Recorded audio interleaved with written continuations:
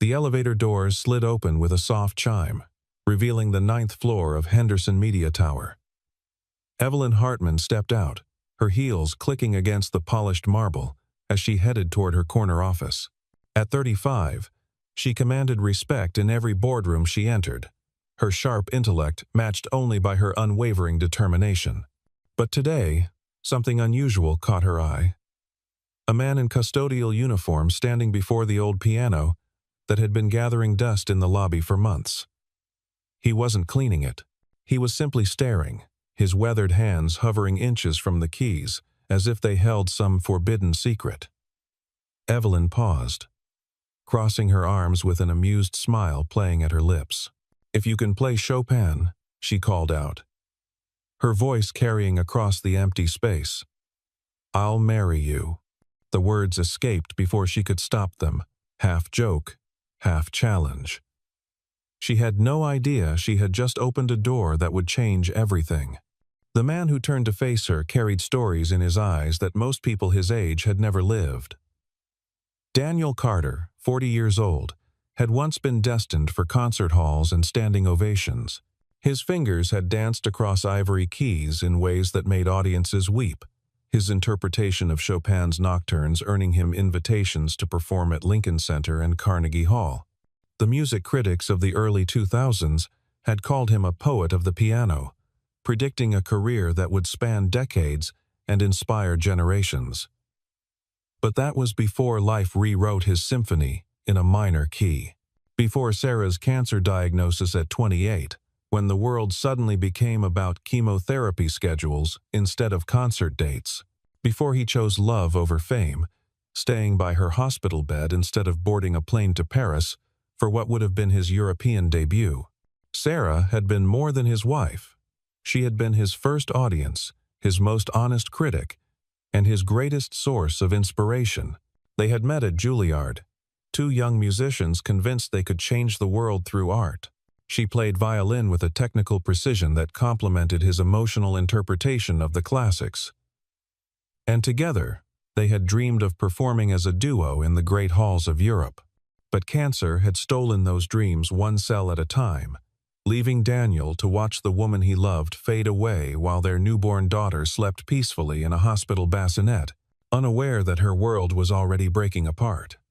After Sarah's death, Daniel had tried to continue performing, believing that music could somehow heal the gaping wound in his chest. But every note felt hollow, every performance a betrayal of the joy they had once shared. The final blow came 3 years later, when a drunk driver ran a red light and changed everything again. Lena survived the crash, but the head trauma had stolen her hearing, plunging her into a world of silence at the age when most children were learning to sing nursery rhymes. In that hospital room, watching his daughter struggle to understand why the world had suddenly gone quiet, Daniel made a decision that would define the next 7 years of his life. He would put away his music and focus entirely on being the father Lena needed, learning sign language and advocacy, and how to navigate systems designed for hearing children. The custodial job at Henderson Media Tower was not what Daniel Carter had imagined for his 40s, but it provided steady income and health insurance, two things that mattered more than artistic fulfillment when you were raising a child with special needs. His coworkers knew him as quiet and reliable, never suspecting that the man who cleaned their offices had once received standing ovations from audiences of thousands. Evelyn's world existed 30 floors above the streets, where Daniel raised his daughter, in a penthouse office that overlooked Manhattan like a throne room. Henderson Media Tower was her empire, built through calculated risks and 18-hour workdays that had paid off beyond her wildest expectations. She had started as an intern fresh out of business school, armed with nothing but ambition and a willingness to outwork everyone around her. 20 years later, she controlled a media conglomerate worth billions, her decisions affecting thousands of employees and millions of consumers worldwide. The view from her office encompassed Central Park and the Hudson River, a daily reminder of how far she had climbed from her middle-class origins in suburban Connecticut. But success had come at a cost that Evelyn was only beginning to understand. Her relationships were professional rather than personal. Her conversations focused on profit margins and market share, instead of hopes and dreams. The penthouse apartment she called home was featured in architectural magazines, its minimalist design and expensive furnishings creating spaces that were beautiful but cold. She ate dinner alone most nights, scrolling through reports on her tablet while picking at salads from restaurants where celebrities dined and photographers waited outside. Music had once been Evelyn's escape from the pressures of academic achievement and parental expectations. During her teenage years, she had spent countless hours at the family piano, losing herself in Chopin's nocturnes and Debussy's impressionist landscapes. Her technique had been good enough to earn admission to Juilliard's pre-college program, where she studied alongside other gifted young musicians who dreamed of careers on stage. But her parents, both successful lawyers, had viewed music as an expensive hobby rather than a viable profession. They had pushed her toward business school, arguing that art was a luxury she couldn't afford, and that financial security should take priority over creative fulfillment. Now, surrounded by the trappings of corporate success, Evelyn wondered if she had made the right choice. If the music she had abandoned might have led to a different kind of happiness. The silence in her life wasn't the comfortable quiet of contentment. It was the hollow echo of a woman who had achieved everything she thought she wanted, only to discover that success without connection felt remarkably like failure. The old piano on the 9th floor had been a fixture of the building since its construction in the 1980s, a remnant from the previous owner who had believed that corporate spaces should include touches of culture and beauty. Most employees walked past it without a second glance, treating it as expensive furniture rather than a musical instrument. But Daniel found himself drawn to it during his nightly rounds, remembering the weight of keys beneath his fingers and the way music could transform time and space. Several nights passed before Daniel encountered the piano again. This time, it had been tuned, its keys gleaming under the lobby's recessed lighting. A maintenance worker mentioned that Miss Prostand, Hartman had personally requested the restoration, though no one understood why. She came down here herself to check on the work, the man explained, polishing the bench with careful attention to detail. Said something about wanting it to be concert-ready, in case anyone with real talent ever decided to play it. Seemed to think it was important that everything be perfect. The words hit Daniel like a physical blow, memories flooding back of Sarah listening to him practice. Her eyes closed in pure contentment as his fingers found the emotional core of each piece. That evening, Daniel found himself lingering longer than usual in the 9th floor lobby, his cleaning supplies forgotten. As he stood before the restored instrument, the building was empty except for security guards making their rounds, and the occasional executive working late into the night. The silence was so complete he could hear his own heartbeat, could feel the weight of years pressing down on him like a physical force. He thought about Evelyn's challenge, wondering if she had been serious or simply making conversation with someone she assumed was just part of the building's invisible workforce. Either way, something inside him was awakening after years of dormancy, a hunger that had been buried beneath responsibility and grief, but never truly extinguished. When he finally returned home that morning, the sun was already painting the Queen's skyline in shades of gold and pink. Lena was awake early, as she often was, sitting at their small kitchen table with her sketchbook and a box of colored pencils that Mrs. Rodriguez had given her for her last birthday. She looked up as he entered, her expressive eyes studying his face with the intuitive wisdom that children often possess. Her hands moved in the fluid gestures of sign language, asking why he looked different today, why his eyes seemed to be holding secrets. "Daddy looks like he's remembering something beautiful," she signed, tilting her head with curiosity. "Your face has music in it again." The observation caught him off guard, reminding him once again that his daughter saw the world with an artist's eye, noticing details that adults often missed in their rush through daily life. The community center 3 blocks from Daniel's apartment building had seen better days, its brick facade weathered by decades of New York winters, and its interior spaces worn by countless meetings and events. But in the basement, past the storage rooms, filled with folding chairs and seasonal decorations, sat an old upright piano that had been donated by a church during the 1990s. The instrument was terribly out of tune, several keys stuck from humidity damage, and the pedals squeaked with each use, but it was functional enough for someone desperate to make music again. The night janitor, a kind man named Miguel who had worked there for 15 years, had given Daniel a key in exchange for covering a few of his shifts during particularly busy weeks. For 2 weeks, Daniel had been making these pilgrimages after his shift at the tower, slipping into the quiet basement and approaching the piano like a penitent, returning to an abandoned altar. His first attempts were humbling, his fingers stumbling over passages that had once flowed like water from his memory, muscle memory warred with mental blocks, technique fighting against emotion, as he worked through scales and arpeggios that felt foreign after years of neglect. But gradually, something began to shift.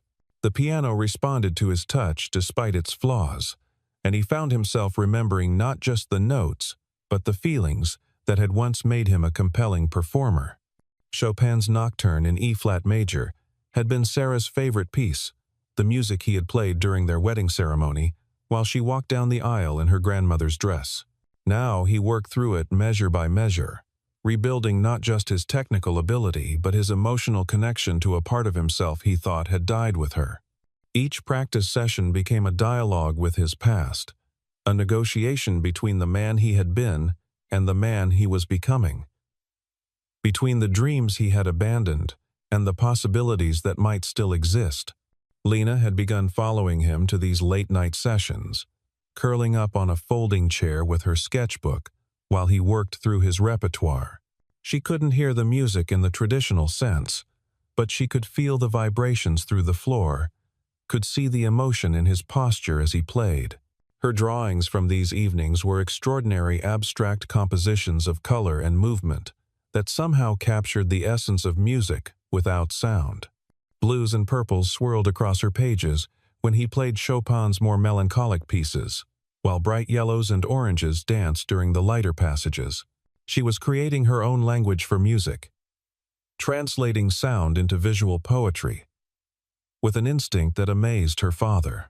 One night, as he finished a particularly difficult passage that had been giving him trouble for days, Lena approached the piano and placed her small hands on its wooden case.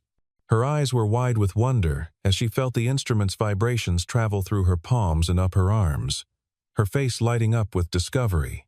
Through sign language, she told him that she could feel the music in her chest, that it made colors appear behind her closed eyelids, like fireworks on the 4th of July.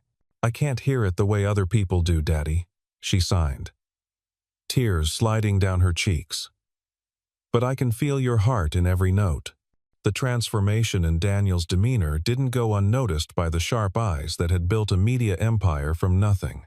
Evelyn had initially forgotten about her impulsive challenge to the custodian, chalking it up to a moment of whimsy in an otherwise carefully structured life.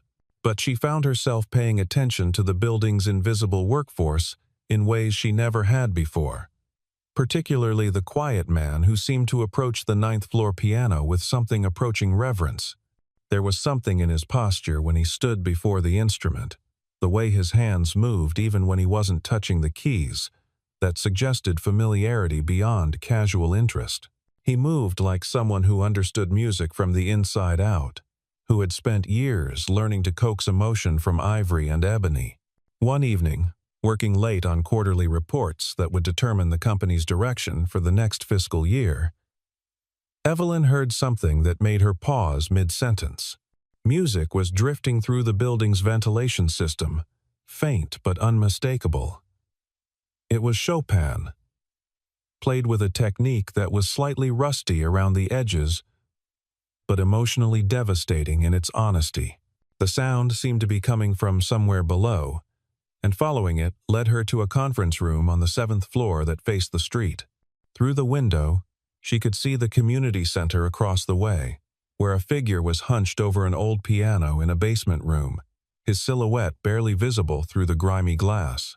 Even from that distance, even without being able to see his face clearly, She knew it was him.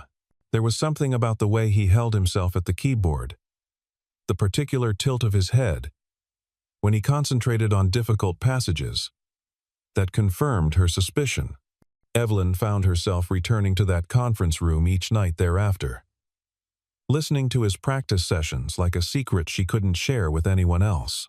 The music he played wasn't perfect. There were missed notes, hesitations, moments where emotion seemed to overwhelm technique, but it was alive in ways that polished concert recordings never managed to capture. It spoke of loss and hope, of love that transcended death, of beauty that could exist even in broken things and wounded hearts. Curiosity eventually overcame professional boundaries, leading Evelyn to ask her assistant to research the building's custodial staff. What she discovered about Daniel Carter kept her awake for 3 nights straight, her mind reeling with implications she hadn't expected. He had been magnificent once, a rising star whose career trajectory had pointed toward the highest levels of classical performance. Old reviews described his playing as transcendent and emotionally fearless, while photographs from his concert days showed a younger man whose entire being seemed to glow with artistic purpose. Articles from the early 2000s detailed his rapid ascent through the classical music world, his engagement to fellow musician Sarah Brennan, and their plans to tour Europe as a piano-violin duo. But somewhere around 2006, the coverage had simply stopped. Daniel Carter had vanished from the concert circuit as completely as if he had never existed, leaving behind only questions and speculation about what might have derailed such a promising career. The last article Evelyn could find was a brief mention in a classical music journal about the cancellation of his European tour due to personal circumstances. But no further details were provided. She spent an entire weekend watching grainy YouTube videos of his performances, studying his face for clues about the man he had been before life had reshaped him into someone who cleaned office buildings for a living. What struck her most about those old performances was the pure joy that radiated from his entire being when he played. His face would transform the moment his fingers touched the keys, years seeming to fall away as he surrendered completely to the music flowing through him. There was no self-consciousness in his performance, no awareness of the audience or the cameras or the critical eyes watching his every move.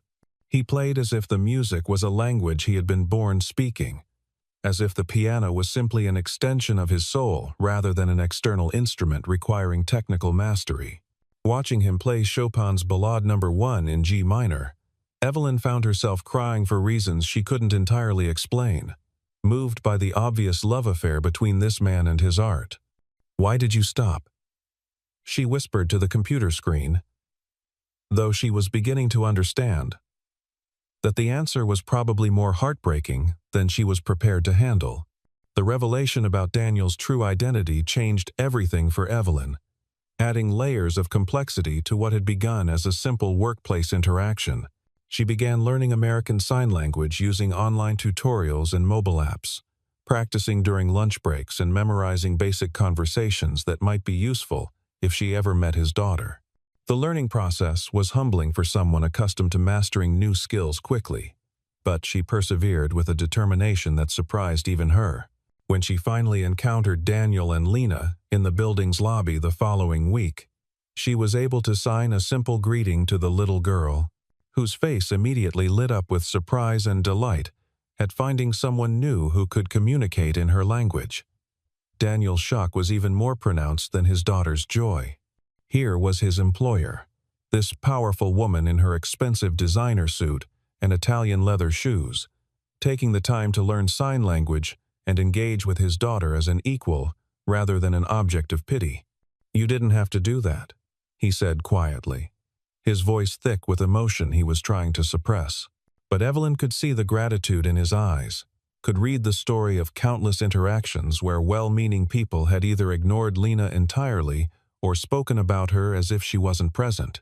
"Yes, I did," Evelyn replied, watching Lena sign enthusiastically about her latest drawing project for school. Everyone deserves to be heard, regardless of how they communicate. What began as occasional encounters in the lobby gradually evolved into something neither of them had expected or planned.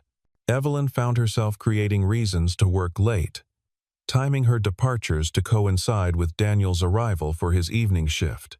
Their conversations were initially brief and professional discussions about building maintenance, weather patterns, or general observations about city life, but gradually deepened as trust developed between them, like a slowly blooming flower.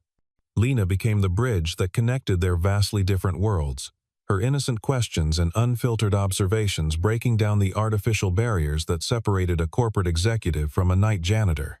The little girl would show Evelyn her artwork, with the pride of someone sharing precious treasures, elaborate scenes of families and music and dreams rendered in crayon and colored pencil that revealed a sophisticated understanding of emotion and relationship. Each drawing was a window into her silent but vibrant inner world, populated by characters who communicated through gesture and expression rather than spoken words.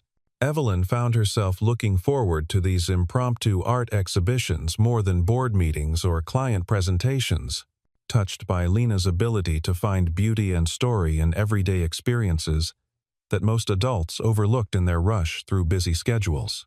During one of these lobby conversations, Lena asked Evelyn why she looked sad sometimes, her small hands forming the question with a directness that caught the CEO off guard.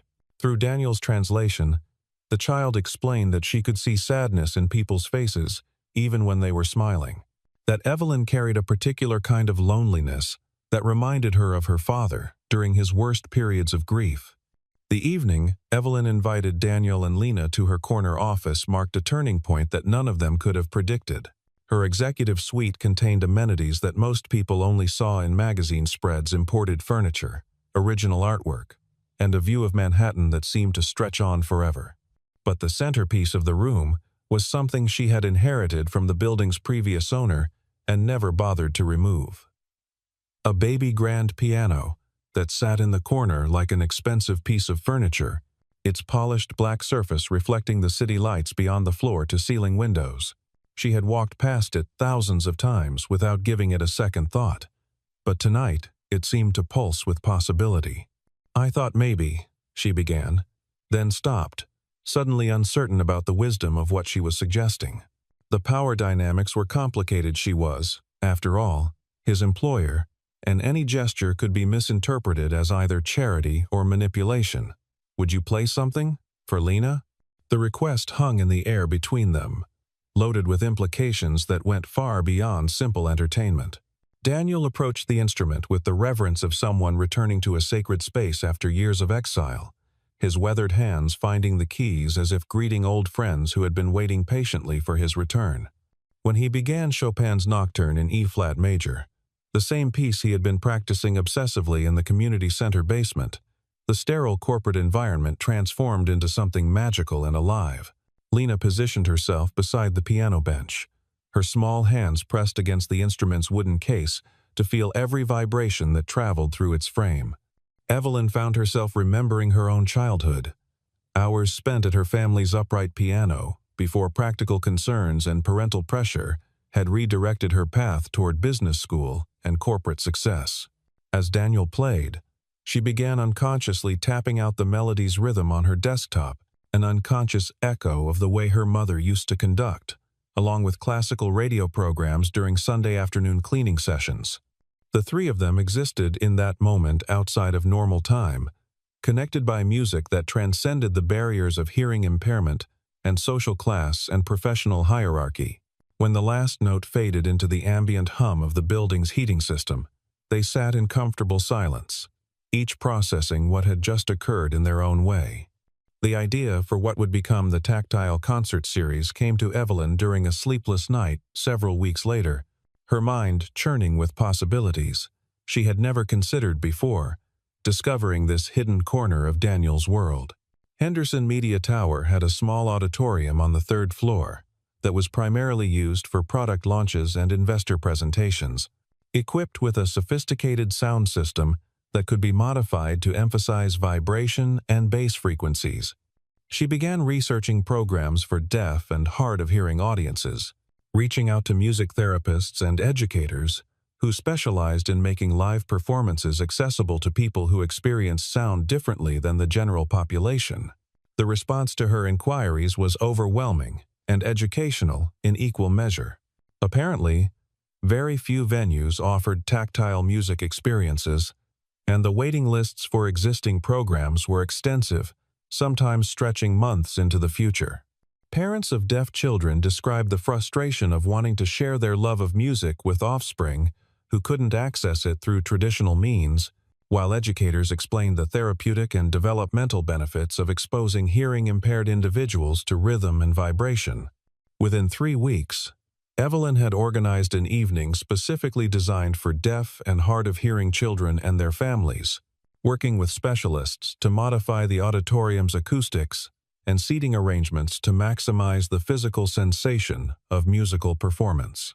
Daniel initially resisted the idea of performing publicly, his confidence still fragile after years away from the stage and the pressures of professional scrutiny.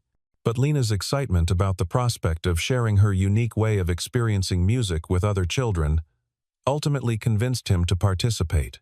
He spent 2 weeks carefully selecting a program that would translate well to tactile appreciation pieces with strong rhythmic elements and emotional clarity that could be felt as easily as heard. The repertoire ranged from Chopin's most accessible nocturnes to contemporary compositions written specifically for mixed audiences of hearing and deaf listeners, each piece chosen for its ability to communicate through vibration and visual performance, as much as auditory beauty. The evening of the first tactile concert, 30 families filled the modified auditorium with an energy unlike anything Evelyn had ever experienced in a corporate setting. Children ranging in age from toddlers to teenagers sat on specially designed mats near the stage, their hands pressed against the wooden platform to feel every note that emerged from the piano. Parents watched their children's faces with expressions of wonder and gratitude, many seeing their offspring engage with music for the first time in their lives. The atmosphere was intimate and expectant, filled with a kind of anticipation that had nothing to do with critical judgment and everything to do with the pure joy of shared discovery. Lena sat in the front row with her sketchbook and a fresh box of 64 colored pencils, ready to capture the colors and shapes that music created in her synesthetic imagination. As Daniel began his first piece, a gentle interpretation of Chopin's Minute Waltz, she immediately began drawing, her hand moving across the paper in fluid motions that seemed to mirror the music's rhythm and emotional flow. Other children watched her work with fascination, some attempting their own artistic interpretations of what they were feeling through their palms and bodies. The concert became a multimedia experience, combining auditory, tactile, and visual elements in ways that transcended traditional performance boundaries. As Daniel progressed through his carefully curated program, Evelyn found herself positioned at the back of the auditorium, tears streaming down her face as she watched magic unfold before her eyes. This wasn't about perfect technique or critical acclaim or career advancement. This was about connection in its purest form, about art serving its highest purpose, by bringing joy and understanding to people who needed it most. When Daniel finished his final piece, a contemporary composition that incorporated percussion elements the children could feel through the floor, the audience's appreciation was expressed not through traditional applause, but through raised hands waving in the deaf community's visual equivalent of clapping, a silent symphony of gratitude that was more moving than any standing ovation she had ever witnessed. In the quiet aftermath of the concert, as families departed and the auditorium slowly returned to its usual corporate neutrality, Evelyn found herself alone with Daniel and Lena in the space where something extraordinary had just occurred. The little girl had fallen asleep in her father's arms, exhausted by the evening's emotional intensity, but clutching her sketchbook filled with colorful interpretations of the music she had experienced through touch and vibration. Her drawings were extraordinary abstract compositions that somehow captured the essence of each piece Daniel had played, translating sound into visual poetry with an instinctive understanding that amazed the adults who studied her work. "About what I said that first day," Evelyn began, her voice barely above a whisper in the dimmed auditorium. "About marrying whoever could play Chopin." Daniel looked at her with an expression she couldn't quite read, his arms cradling his sleeping daughter, while his eyes searched her face for clues about where this conversation might lead. The words she had spoken months earlier as a casual joke now carried weight neither of them had anticipated, loaded with implications that went far beyond musical ability or professional hierarchy. "I think I was looking for something I didn't know how to name," she continued, her voice gaining strength as she found the courage to speak honestly about feelings she was still learning to understand.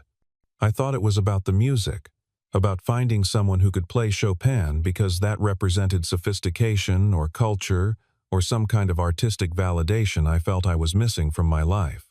But it wasn't about that at all. It was about finding someone who understood that some things are more important than perfection, someone who could see beauty in broken things and wounded hearts, someone who knew that the spaces between the notes are just as important as the notes themselves." The admission hung in the air between them, honest and vulnerable in ways that neither of them was accustomed to in their carefully constructed adult lives.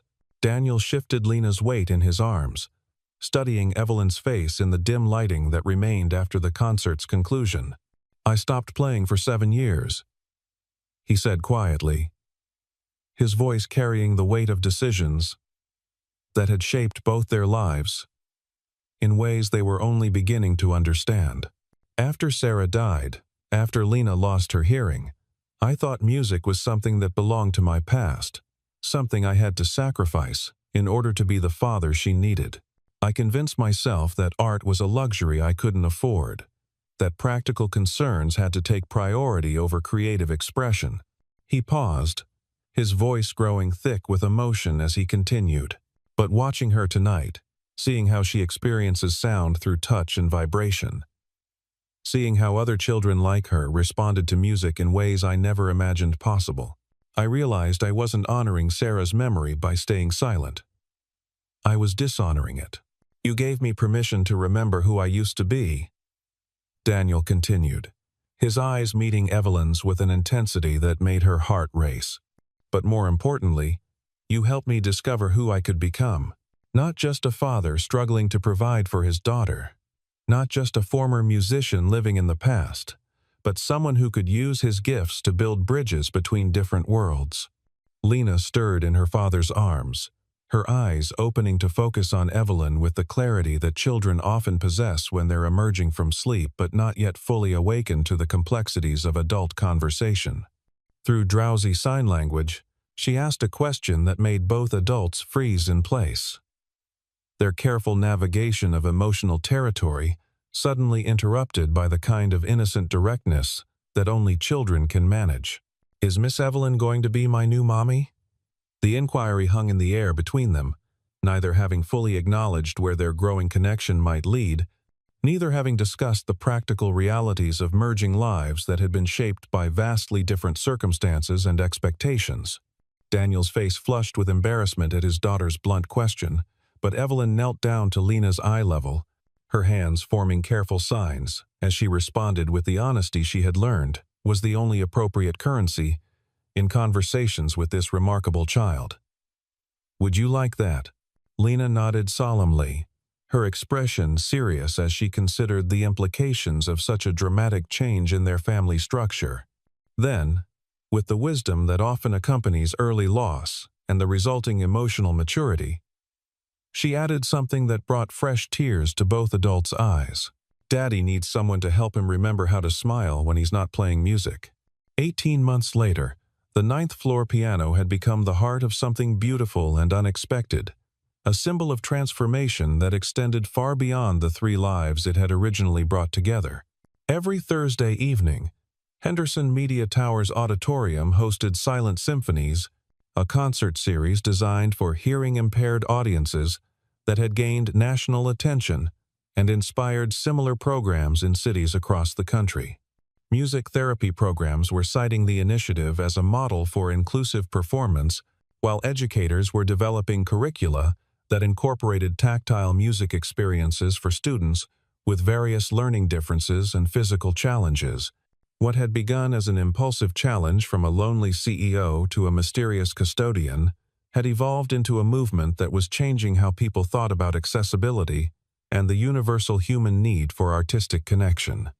Daniel had resigned from his custodial position to become the program's full-time musical director, his days now filled with lesson planning, performance preparation, and collaboration with therapists and educators who specialized in adaptive music instruction. But more importantly, he had learned to balance his roles as father, partner, and artist, without sacrificing any essential part of himself.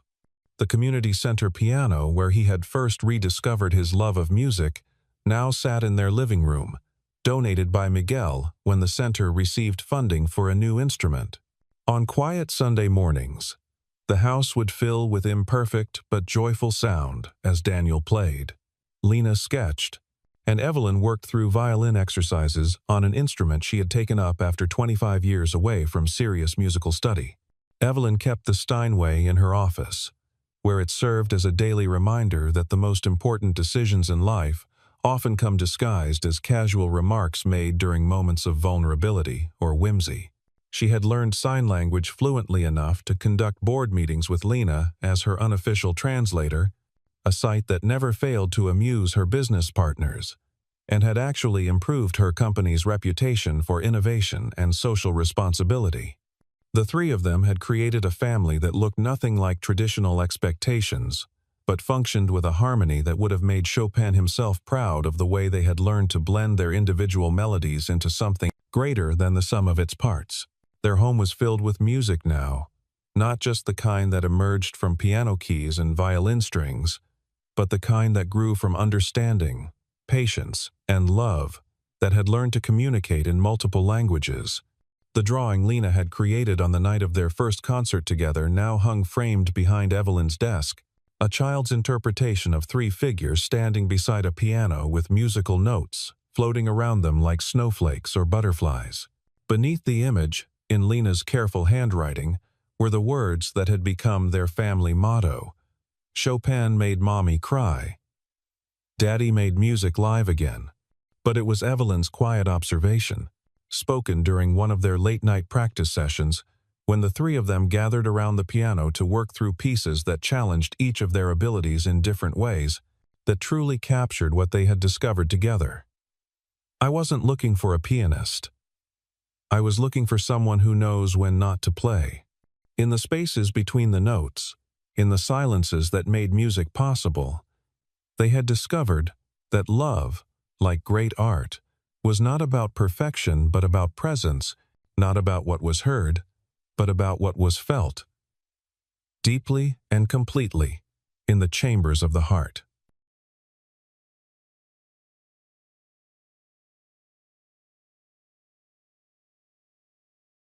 All this time, he knew I didn't do anything wrong. Marcus Chen was working for Meridian. The fire was industrial espionage gone wrong. You've been carrying guilt for 12 years over something that was never your fault. Noah set the letter down and stared at his hands, the scarred hands that still bore faint marks from that terrible night. Do you know what it's like to have everyone believe you're capable of destroying your own life for money? To have your wife look at you like she doesn't recognize the man she married? No, Alara said honestly. But I know what it's like to carry someone else's expectations, to feel responsible for things that were never yours to control. Your father could have cleared my name. Yes. He chose not to. Yes. The word came out harder than she intended.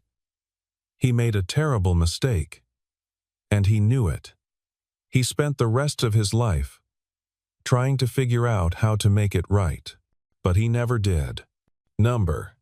He ran out of time. They sat in silence while a waitress refilled coffee cups, and somewhere in the kitchen, someone dropped a pan with a metallic crash that echoed like a gunshot. "Why are you showing me this?" Noah asked finally. "Because you deserve to know the truth. Because my father's mistakes don't define your worth. And because I'm hoping you'll let me try to fix what he broke." Noah looked at the envelope of money. Enough to change his and Luna's life overnight. "I don't want charity. It's not charity. It's payment for work you did. plus compensation for 12 years of lost income and damaged reputation. Legally and morally, it's yours. And the job offer? Still stands. Not because I feel guilty, but because you're the best horologist in the city, and this company needs someone who understands what craftsmanship actually means. Noah picked up one of the police reports, studying the details he had never been allowed to see. The truth, printed in black and white, felt both liberating and overwhelming. "I need time," he said. "Of course, and I need to think about Luna. She's been through enough disruption in her short life. She seems like a remarkable little girl." Noah's expression softened for the first time that evening. "She is. She's the only thing I've done right in the past 12 years. Then maybe it's time to show her that her father is remarkable too." As they prepared to leave the diner, Ilara felt compelled to add one more thing. "Noah, for what it's worth, I'm sorry. For the gala, for treating you like you were invisible, for perpetuating an injustice I was too self-absorbed to recognize." Noah studied her face, perhaps seeing her clearly for the first time since that humiliating night in the ballroom. "You're not who I thought you were. Neither are you." They walked back to the building in comfortable silence. Two people who had spent years hiding from their true selves, beginning to consider the possibility that it might be safe to stop running. Over the following days, Noah found himself caught between two worlds. During his shifts, he moved through the building with the same quiet efficiency, but now the work felt different, temporary rather than permanent, a bridge rather than a destination. He researched Ilara's claims about his reputation, discovering that several prominent collectors still spoke of his work with respect and regret. The horological community, it seemed, had suspected all along that the accusations against him were unfounded, but no one had possessed the evidence to prove it. Most importantly, he talked to Luna. "Daddy," she said one evening as they shared takeout Chinese food at their small kitchen table, "you've been sad longer than usual lately." "Have I?" Noah tried to smile, but Luna had inherited too much of her mother's emotional intelligence to be fooled by surface gestures. The deep sad, not the regular sad about missing mommy or wishing we had a bigger apartment. The sad that makes you forget to laugh at my jokes. Noah set down his chopsticks and studied his daughter's earnest face. At 8, she already possessed wisdom that had taken him decades to recognize. "Someone offered me a different job," he said carefully. "A job doing the kind of work I used to do before you were born. Making beautiful things? Yes. And you're scared." It wasn't a question. Luna had lived through enough disappointments to recognize fear when she saw it, even when it was disguised as caution. "A little," Noah admitted. "What if you're really good at it again?" The question caught him off guard. He had been so focused on the possibility of failure that he hadn't considered the alternative. "What if I'm not?" "Then you'll figure something else out. You always do." Luna reached across the table and patted his hand with the matter-of-fact compassion of someone who had never doubted that love was stronger than circumstances. "Besides, I think you should try. Mrs. Rodriguez says that scared feelings and excited feelings are exactly the same, except for what story you tell yourself about them." Noah smiled, a real smile this time. "When did you get so wise?" "I learned from my dad. He's really smart, even when he forgets." That night, after Luna was asleep, Noah sat at their tiny kitchen table and composed a text to Ilara. "I'd like to discuss the position. When would be convenient?" Her response came within minutes. "Tomorrow, 7 p.m. My office." "And Noah?" "Thank you." For the first time in 12 years, Noah Blake fell asleep excited about the future. But even as Noah prepared to reclaim his identity as a craftsman, neither he nor Ilara could have predicted the crisis that would test both the company's stability and their growing trust in each other. It started with a power surge during a thunderstorm that knocked out the climate control system in the Heritage Vault, where Whitmore timepieces stored their most valuable vintage pieces and one-of-a-kind commissions.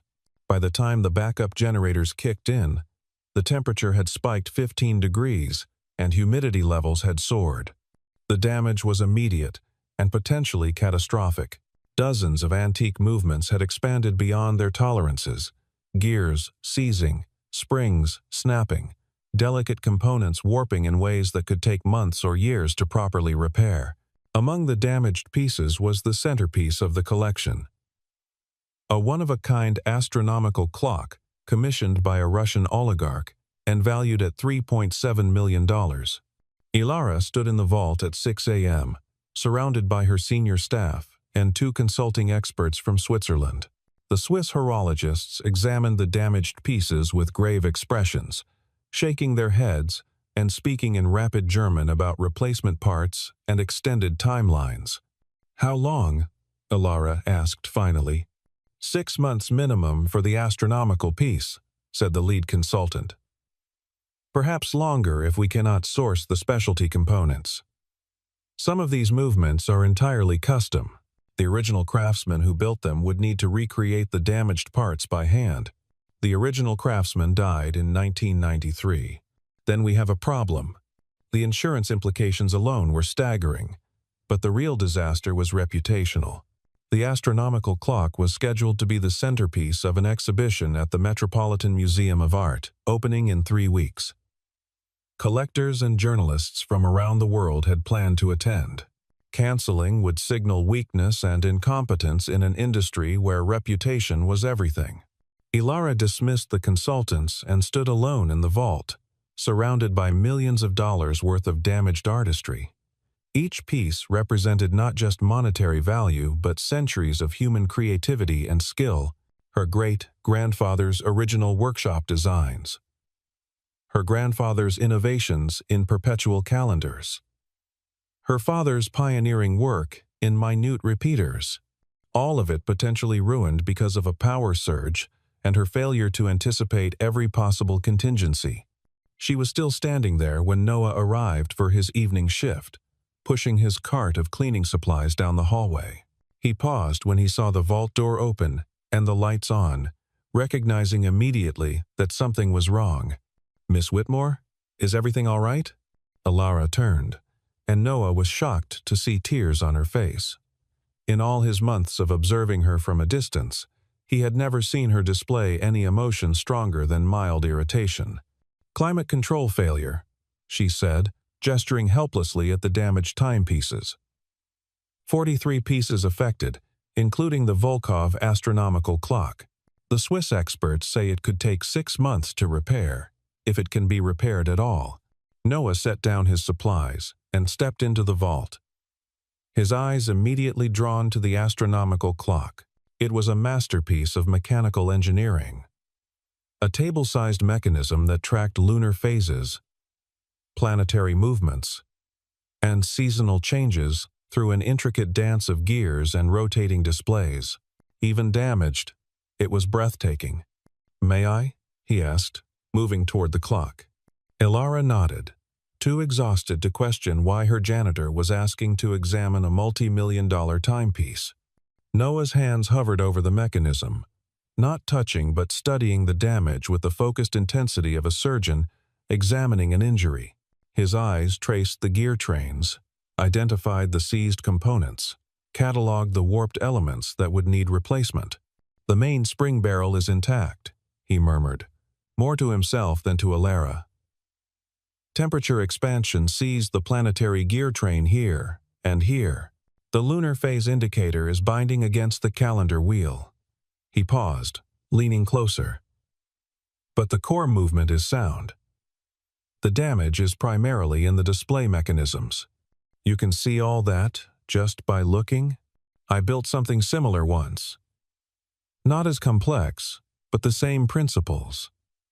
Noah straightened, his expression shifting from analysis to possibility. "This isn't irreparable. Difficult, yes, but not impossible. The Swiss experts are thinking like factory technicians. They want to replace entire assemblies because that's safer and more predictable. But this clock wasn't built in a factory. It was built by an artist who understood that every component serves multiple functions. Alara stared at him. "Are you saying you could fix it?" "I'm saying I could try. But I'd need access to a proper workshop, precision tools, and time to fabricate replacement parts by hand. And there's no guarantee." "How long?" 2 weeks. Maybe 3. The exhibition opens in 3 weeks. Then we'd better get started. What followed was the most intense 3 weeks of both their lives. Alara cleared out an unused conference room and had it converted into a temporary workshop, complete with precision lathes, microscopes, and every tool Noah requested. She canceled her other appointments and spent her days watching him work, learning the intricacies of mechanical timekeeping from someone who spoke the language fluently.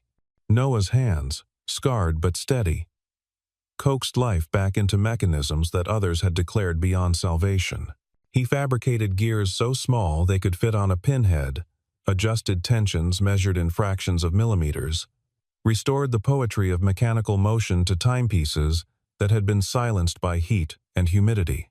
Luna spent her afternoons in the workshop, doing homework at a small table while her father worked.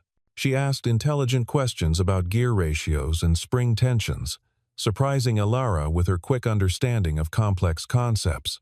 "Daddy's always been good at fixing broken things," Luna explained one day when Alara commented on Noah's seemingly impossible progress. "He fixed my music box when I was little, and Mrs. Rodriguez's kitchen clock, and Mr. Peterson's old watch that his grandfather gave him. He never told me he was still doing repair work. He doesn't like to talk about it. He says it makes him remember too much. But he can't help himself when something beautiful is broken." As the days passed, Alara found herself looking forward to her time in the workshop. There was something hypnotic about watching Noah work, seeing the way his entire being focused on the delicate mechanisms before him. He moved with a precision that reminded her of her father, but with a gentleness that was entirely his own. More than that, she found herself talking to him, really talking, not the careful corporate communication she used with everyone else. They discussed the history of various timepieces, the philosophy of craftsmanship, the way mechanical objects could embody human values like patience, precision, and permanence. "Your father understood something that most people in this industry have forgotten," Noah said one evening, as he adjusted the planetary display on the astronomical clock. "A watch isn't just a machine that tells time. It's a promise that some things are worth preserving, that human skill and dedication can create beauty that outlasts the person who made it. Is that why you kept working on timepieces, even after everything that happened?" "I tried to stop. For years, I avoided anything that reminded me of who I used to be. But Luna's music box broke when she was 5, and she cried like her heart was breaking. I couldn't stand to see her sadness over something I knew I could fix. So you fixed it." "I fixed it. And then Mrs. Rodriguez's clock, and Mr. Peterson's watch, and a dozen other things that found their way to me. Word gets around in a neighborhood when someone can bring broken things back to life. Why didn't you try to rebuild your business?" Noah paused in his work, considering the question. "Fear. Mostly. Fear of failing again. Of having people look at me the way they did after the fire. But also because I thought maybe this was enough, helping neighbors, fixing small things, staying invisible. And now? Now I'm wondering if staying invisible was just another way of staying broken." On the 18th day, with 3 days left before the exhibition opening, Noah completed the final calibration of the astronomical clock. The mechanism hummed to life with perfect precision, its multiple displays tracking celestial movements with accuracy that would remain true for centuries. Alara stood beside him, watching the clock's mesmerizing dance of gears and indicators. But her attention was focused on the man who had accomplished what experts said was impossible. "Noah," she said quietly, "I owe you more than I can ever repay." "You don't owe me anything." You gave me back my name, my reputation, my sense of who I used to be. This was just me returning the favor. No. It was more than that. You saved the company, the exhibition, everything my family built. But more than that, you showed me what real craftsmanship looks like, what dedication and passion can accomplish when they're properly supported. She turned to face him fully. I want you to stay, not just as head of restoration, but as a partner. I want to rebuild this company around the values you represent: artistry over efficiency, quality over quantity, human skill over mass production. Noah looked around the workshop they had created together, at the timepieces he had restored, at Luna sleeping peacefully in a chair with her homework scattered around her. For the first time in 12 years, he could envision a future that looked like the dreams he had carried as a young man. I'd like that, he said simply. The Metropolitan Museum exhibition was hailed as a triumph, with the restored astronomical clock drawing crowds and critical acclaim. But for Alara and Noah, the real victory was quieter and more personal: the knowledge that they had found in each other something they hadn't even known they were looking for. 3 months later, Alara stood on the stage of the Grand Ballroom at the Plaza Hotel, addressing an audience of collectors, journalists, and industry leaders gathered for the annual American Watchmaking Awards ceremony. The same type of crowd that had witnessed her humiliation at the charity gala, but everything was different now. Ladies and gentlemen, she began, her voice steady and confident. Tonight, I want to talk to you about recognition, about the difference between visibility and value, between reputation and worth. She paused, scanning the crowd, until she found Noah sitting at a table near the back, wearing a well-tailored suit instead of coveralls, but still somehow managing to look like he would rather be anywhere else. 6 months ago, I made a statement that I deeply regret. I suggested that someone's job title determined their worth as a human being. I was wrong, and my words caused pain to someone who deserved only respect and recognition. A murmur went through the crowd as people began to understand where she was heading. Tonight, I want to introduce you to Noah Blake, our new Director of Heritage Restoration. Some of you may remember Noah from his earlier work in the industry. Some of you may have heard the false accusations that drove him from the profession he loved. All of you should know that Noah Blake is the finest horologist of his generation, a man who can coax life from mechanisms others consider beyond repair. She gestured toward Noah, who reluctantly stood as applause filled the room. But more than his technical skill, Noah Blake represents something this industry needs desperately: the understanding that our work is about more than profit margins and production quotas. It's about preserving human artistry, about creating objects that will outlast our own brief time on this earth, about the miracle of mechanical precision in an increasingly digital world. The applause grew stronger, and Noah felt something he hadn't experienced in over a decade. The respect of his peers, freely given and genuinely meant. Noah, would you join me up here? He shook his head slightly. But Luna, who was sitting beside him in her best dress with her hair carefully braided, leaned over and whispered something that made him smile. He stood and walked to the stage, his steps growing more confident as he approached. I'd like Noah to tell you about our new heritage initiative, Alara continued. A program that will train the next generation of craftsmen and women in traditional techniques while providing living wages and full benefits. Because talent shouldn't be wasted due to circumstances, and passion shouldn't be sacrificed to economics.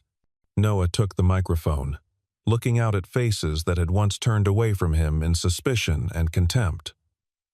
But now he saw curiosity, interest, and in many cases, genuine warmth. My daughter Luna asked me a question recently, he began, his voice growing stronger with each word. She wanted to know why I stopped making beautiful things. I told her it was because I was afraid. Afraid of failing. afraid of being hurt again, afraid of hoping for something better. He found Luna's face in the crowd, her smile giving him courage to continue. But she said something that changed my perspective. She said that scared feelings and excited feelings are exactly the same, except for the story you tell yourself about them. Tonight, I'm choosing to tell myself a different story. The audience was completely silent, hanging on his words. The story I'm choosing is about second chances, about communities that support their artists, about the value of work that serves beauty rather than just profit. It's about companies like Whitmore Timepieces that understand that the best investment you can make is in human potential. He handed the microphone back to Alara, but before stepping away, he said one more thing that carried clearly through the room without amplification. And it's about the courage to admit when you're wrong, and the grace to help others become who they were meant to be. The standing ovation lasted 5 minutes, but Noah barely heard it. He was looking at Luna, who was clapping so hard her hands must have hurt, her face glowing with pride that made all the years of struggle worthwhile.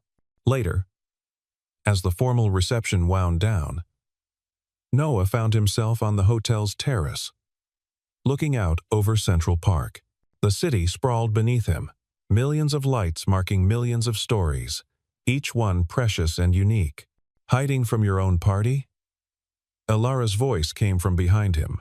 He turned to find her silhouetted against the ballroom lights, holding 2 glasses of champagne. Just thinking, he said, accepting the glass. A year ago, I was mopping floors and telling myself it was enough. Tonight, I gave a speech to the most influential people in our industry. Regrets? Number just. Amazed at how quickly life can change when you stop running from it. They stood together in comfortable silence, watching the park's darkness punctuated by streetlights and the distant glow of apartment windows. Noah, Alara said eventually, can I ask you something personal? Sure. Do you think you could ever trust someone enough to let them be part of your and Luna's life? Not as an employer or a colleague, but as something more? He turned to study her face, seeing vulnerability there that matched his own. Are we still talking hypothetically? I don't think we've been talking hypothetically for months. Noah set down his champagne glass and moved closer to her, close enough to see the way the city lights reflected in her eyes. I never thought I'd find someone who understood both sides of who I am, the craftsman and the father, the dreamer and the realist. Someone who could see past the uniforms I've worn to the person underneath. And I think I'd be a fool not to try. When he kissed her, it felt like the first honest thing he had done in years. Not desperate or needy, but steady and sure. Like the ticking of a well-made watch marking moments that mattered. 1 year later, on a Saturday afternoon in late spring, Noah and Luna stood in the main showroom of Whitmore Timepieces, putting finishing touches on a display that would open to the public the following Monday. The Heritage Collection, as it had come to be known, featured restored vintage pieces alongside new creations that honored traditional techniques while incorporating modern innovations. Luna, now 9, and even more confident than her father remembered being at that age, carefully adjusted the position of a pocket watch that Noah had created specifically for the collection. The case was engraved with her initials, a birthday gift that had made her cry with happiness. Perfect, Noah said, stepping back to admire her work. You have a good eye for display. I learned from watching you and Alara. She says presentation is just as important as craftsmanship because people need to understand why something is beautiful before they can appreciate it. She's right. She's right about a lot of things. That's probably why you fell in love with her. Noah nearly dropped the watch he was holding. Dad, I'm 9. Not blind. You get that same look on your face when you're working on a really complicated mechanism and when you're talking to Alara. Like you're solving a puzzle that makes perfect sense once you understand how all the pieces fit together. Sometimes his daughter's perceptiveness still caught him off guard. How do you feel about that? Luna considered the question with the seriousness she brought to all important matters. I think she makes you happy in a way that's different from how I make you happy. Like, I make you proud and loving and protective, but she makes you more yourself. Does that make sense? Perfect sense. Good. Because I already asked her if I could call her mom when you guys get married, and she cried happy tears and said yes. When we get married? Dad, seriously, you carry a ring box in your jacket pocket, and you've been practicing proposals in the bathroom mirror. I can hear you through the wall. Noah laughed, pulling his daughter into a hug that lifted her off her feet. Have I mentioned lately that you're too smart for your own good? Every day. But you say it in a proud voice. So I know you don't really mean it. As they finished arranging the display, Alara emerged from her office wearing jeans and a sweater instead of her usual business attire.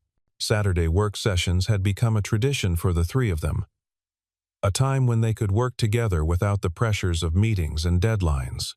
How does it look? She asked, studying the collection with the critical eye she brought to everything involving the company's reputation. Perfect, Luna announced. Dad and I make a good team. Yes, you do. Alara moved to stand beside Noah, and he automatically put his arm around her shoulders, a gesture that had become as natural as breathing. Are you ready for the unveiling Monday? As ready as we'll ever be, Noah said.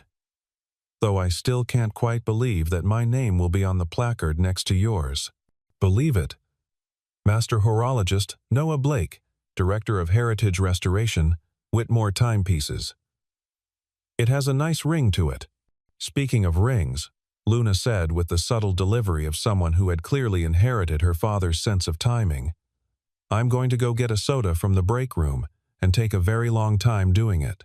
She skipped away, leaving Noah and Alara alone among the timepieces that represented their shared commitment to preserving beauty and craftsmanship. She knows, Noah said. Of course she knows. She's your daughter. And I love her almost as much as I love you. Which is saying something. Because I love you more than I thought was possible. Noah reached into his jacket pocket, withdrawing a small velvet box that contained a ring he had designed, and crafted himself a simple platinum band set with a small diamond, elegant and timeless rather than ostentatious. Alara Whitmore, he said, dropping to one knee among the displays of mechanical artistry that had brought them together. Would you do me the honor of becoming my wife? And, more importantly, would you like to help Luna and me build a family that's as carefully crafted and precisely calibrated as the finest timepiece? Alara's answer came through tears of joy that she didn't bother to hide. Yes. To all of it. Yes. As Noah slipped the ring onto her finger, Luna's voice carried from the break room. It's about time. And somewhere in the building, surrounded by the gentle ticking of hundreds of timepieces, each marking moments that would become memories, three people who had found each other against all odds, began planning a future that would honor the past, while embracing the possibility that the best was yet to come. The wedding was small and perfect, held in the showroom of Whitmore Timepieces on a Sunday afternoon, when the light streaming through the windows made everything look golden. Luna served as maid of honor, wearing a dress the color of spring leaves and carrying a bouquet of white roses. She had insisted on writing her own speech, which made every adult in attendance cry, and reminded everyone present that sometimes the most profound wisdom comes from the youngest hearts. My dad always told me that broken things can be fixed if you have the right tools and enough patience, she said, standing confidently at the microphone. But I think what he really learned is that sometimes broken people can fix each other, and that's even better than fixing watches. Now, 6 months later, they were a family in every sense that mattered. Noah and Alara had moved into a house in Brooklyn with a workshop in the garage where Noah could pursue personal projects, and a garden where Luna could grow the flowers she had become passionate about cultivating. The Heritage Initiative had exceeded all expectations, training 12 apprentices in its first year, and establishing Whitmore timepieces as the premier destination for collectors who valued artistry over mass production. Orders were backlogged for 18 months, but neither Noah nor Alara minded. Quality took time, and time was the one thing they had learned to value above all else. On this particular Saturday, they were at the workshop putting finishing touches on a commission that had special meaning for all of them, a memorial timepiece for Luna's elementary school, honoring teachers who had dedicated their careers to nurturing young minds. Luna had suggested the project, and Noah had designed a clock that would tick steadily in the school's main hallway, reminding students and faculty that every moment spent learning was a moment invested in the future. "There," Noah said, making a final adjustment to the pendulum mechanism. "Perfect accuracy. This clock will keep time for the next 100 years. Longer," Luna corrected, polishing the brass case with the careful attention her father had taught her. "You build things to last forever. Nothing lasts forever, sweetheart. The important things do. Love lasts forever. Good memories last forever. The feeling you get when you make something beautiful that lasts forever too." Alara looked up from the dedication plaque she was engraving, struck once again by the wisdom that seemed to flow naturally from this remarkable child who had taught two adults how to believe in second chances. "You know what, Luna?" she said. "I think you're absolutely right." Outside, the Brooklyn afternoon was fading into evening, but inside the workshop, surrounded by the people they loved and the work that gave their lives meaning, time felt infinite and precious, each tick of each clock, marking moments of contentment that would indeed last forever in the careful chambers of memory. And somewhere in the distance, barely audible above the gentle symphony of mechanical timepieces, was the sound of 3 hearts, beating in perfect synchronization, keeping time with a love that had been broken and repaired, lost and found, tested and proven strong enough to last through all the years to come.